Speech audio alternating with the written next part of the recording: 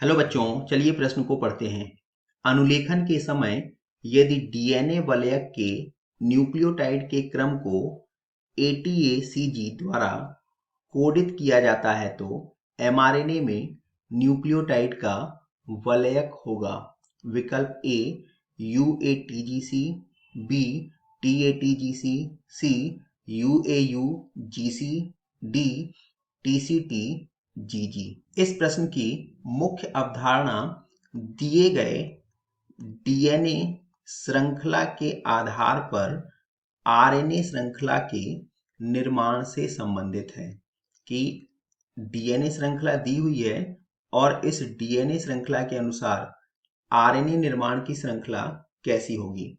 तो डीएनए में अगर हम नाइट्रोजनी क्षारों को देखें तो डीएनए में नाइट्रोजनी क्षार दो प्रकार के होते हैं, प्यूरीन एवं पिरिमिडीन। डीएनए में अगर हम प्यूरीन को देखें तो यह एडेनिन एवं गुआनिन होता है तथा पिरिमिडीन यह जो है थाइमीन एवं साइटोसिन होता है। एडेनिन हमेशा थाइमीन से 2 हाइड्रोजन बंध के द्वारा जुड़ेगा, जबकि गुआनिन हमेशा साइटोसिन से 3 हाइड्रोजन बंध के द्वारा जुड़ेगा। आरएनए में चूंकि थाइमीन उपस्थित नहीं होता है तो यहाँ पर यूरैसिल होता है, अतः एडेनिन हमेशा यूरैसिल के साथ जोड़ा बनाएगा।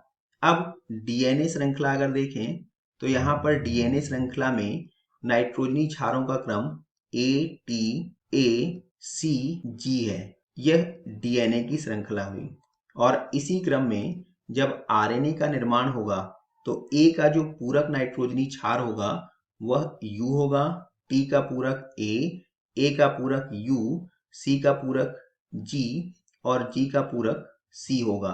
तो यह आरएनए की श्रृंखला में नाइट्रोजनी क्षारों का क्रम हुआ। अगर हम विकल्पों को देखें तो पहला विकल्प UATGC यह गलत है, दूसरा TATGC यह भी गलत है, तीसरा UAUGC यह सही है, चौथा TCTGG यह भी गलत है।